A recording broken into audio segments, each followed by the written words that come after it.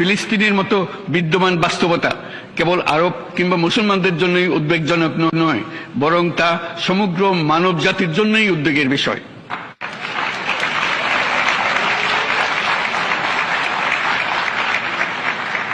একজন মানুষ হিসেবে প্রত্যেক ফিলিস্তিনির জীবন অমূল্য।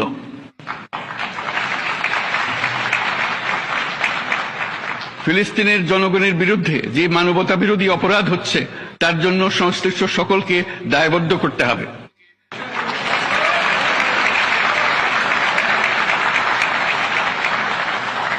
ফিলিস্তিনের জনগণের উপর চলমান নৃশংসতা, বিশেষত নারী এবং শিশুদের সাথে প্রতিনিয়ত যে নিষ্ঠুরতা বিশ্ব দেখাচ্ছে, তা থেকে নিস্তারের জন্য বাংলাদেশ অনতিবিলম্বে সম্পূর্ণ যুদ্ধবিরতির আহ্বান জানাচ্ছে।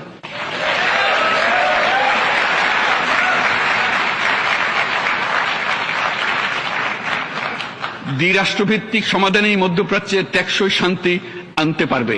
তাই জাতিসংঘ সহ আন্তর্জাতিক সম্প্রদায়ের সকলকে এর বাস্তবায়নের জন্য এখনই উদ্যোগ নিতে আহ্বান জানাচ্ছি।